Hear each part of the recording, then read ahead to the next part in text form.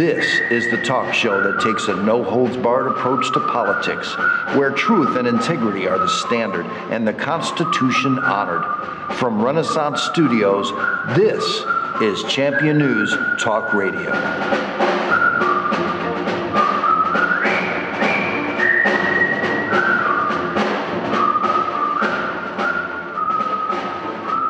Good morning and welcome to another great edition of Champion News Talk Radio. We are brought to you by championnews.net, and we are your choice for the conservative voice. This is Ann Parisi. Today, our founder, Jack Roser, and myself have a very special guest with us. A very special guest to all of you listeners, big favorite, Congressman Joe Walsh. Good morning, Congressman. How are you? Carol, I'm great. It's great to be with you. And Jack, it's wonderful to be with you. How are you, Jack? Good morning. And this is an exciting show. It's very nice of you to say. Hasn't always been the opinion of other people that I've known in politics. I've been a critic of a lot of people for a long time. I'm a Catholic and I'm an engineer, and they both got rules. They provide you with North Stars. And I found that doesn't go down too well with a lot of political people when you speak to the essence of things, of what make things tick, work mechanically or politically. I've had people that were thinking like Tinker Toys instead of Lincoln automobiles. But Joe, it's been a pleasure knowing you in these half dozen years or so. You're a very natural guy, and it's been nice to talk to you on many different subjects. And it's interesting. I think that you went to Congress, and that's quite an exclusive club. And you're such a nice, likable guy. How come you didn't get reelected? And I'm here to tell the story. Hey, and I just want to say, Jack, for those of us who are in the arena fighting the fight for freedom and limited government, this is something you've been talking about for 100 years. Oh, yeah. So you are He's not 100 years old. Hold on. Not even close. You are a hero to many of us. Look, it wasn't easy. I went there to change the world. I went there. As Carol, you and I have talked, the country's going through a revolution right now. And how this is going to play out, I don't know. It's going to take a while. But I went there as a revolutionary. I didn't get reelected. Redistricting in this state did a number on us. But the fight will continue, and I'll figure out what I'm going to do next. I'm partially to blame for giving you a hard road to go in that election, because everybody thought that the 8th was a district in which you could not possibly be elected. That was the opinion early on. I didn't share that opinion, or wouldn't have urged you to take on the 8th. Well, Jack, we were given the map we were given.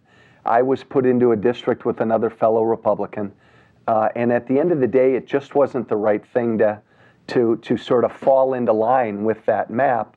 And look, now a couple years after the election, Carol, you know me, I ran as a conservative. I ran as who I am. We outperformed Mitt Romney by 5 points in that district. Now, if you'd have told me that a year ago, I'd have told you we're going to win. But you and I have talked, Carol, Mitt Romney should have done better. A lot of conservatives and Republicans stayed home. Well, if Mitt Romney would have done better, that could have been a potential victory for Congressman Walsh. Oh, too. Absolutely. And that is the problem. And I like Mitt Romney. He wasn't my first choice, but after getting to watch him and learn a little more about him, I do believe he could have moved the dial more towards a conservative way. But how come Mitt Romney didn't do better in Illinois, where you're outperforming him with your small infrastructure? You have a national campaign that is part of the establishment party. How come Mitt Romney did not do better in Illinois? Romney just didn't connect. I think he and his people... He also didn't have any support here in Illinois. This guy Rutherford, who's a treasurer, is not a popular guy, really, nor anybody that has attracted a broad section of the Republican Party to him. And you're right, he had a guy that needed a lot of help in Illinois. Yeah. Because Romney really, he's a very good man, a very smart man, a lot of terrific things about him. But he just doesn't sell himself well. I think he would have made a good president. He Yes. wasn't a good candidate. No. They made a bet. The Romney team made a bet that because Obama was such a failure, and he was, that would be enough for Romney to win. But conservatives and Republicans and independents, they needed a vision to get behind. And I don't think Governor Romney ever gave them that. You know what? Romney's very soft-spoken. He's very polished, which is fine. We want somebody that has a little polish to them. But Obama, he comes out there, he has the sexy, he's animated. But I think more to what I'm hearing from you, Jack. Obama's the kind of guy that I wouldn't want my daughter to be dating. Are you racist? No. You don't like his white No, half either? The thing I really hate about Obama is his white side. So let's get the racial thing out of there. That's good. He's half a white man, and maybe he's taking advantage. I don't know, but what he is, the thing he is really, he is a con man. That's it. That guy could He's a sell politician. most anything.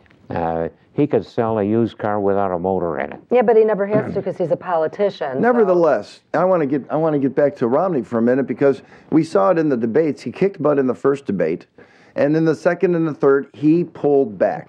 Because he says, okay, now we can go after the soft Dems and the women. But here's the thing, and this is the problem with battleground states. We need coattails. Had Romney had any kind of impetus going into this election, guys like Joe and a lot of other Republicans would fall in there. But in Illinois, he completely abandoned Illinois. He was never here except to pick up some money. Okay. Now, if you get rid of Romney, who do we have in Illinois that's going to message, that's going to have a platform that will be coattails for some of the people we're trying to get elected? Listen, the Illinois GOP. On top of that, you know, in a way, Obama didn't get elected. That was a conspiracy. Listen. That Tribune newspaper had pictures of Obama on it, this big. I thought I was looking at Pravda, for Christ's sake. It was like Stalin on the page of Pravda. Carol, I Not that he's a communist, I don't mean that. No, but I mean that newspaper. Jack makes a really good point. Yeah. The media's always been liberal. They've always been against us. But something different and weird happened in 08. They fell in love with this guy. Oh, my gosh. And they have spent 5 years doing his bidding. And I think we're at the point in this country now where we got to call out the media. And not call out the mainstream media. I mean, call them out by name. We need to call these people out because, Jack, you know, they are no longer impartial observers. I mean, I ran head into it. Yes. Yes, you did. They aren't impartial. Done. Colonel McCormick is spinning in his grave for what the... I delivered 150 Tribunes every morning before 7 o'clock. And in my earlier years, the Tribune was a real newspaper that meant something. But what they mean now is trash. And the fact that they went bankrupt, they deserve to go bankrupt. Carol, last weekend there was the annual March for Life in D.C. Hundreds and hundreds and hundreds of thousands of marchers. Almost a million. The media didn't cover it.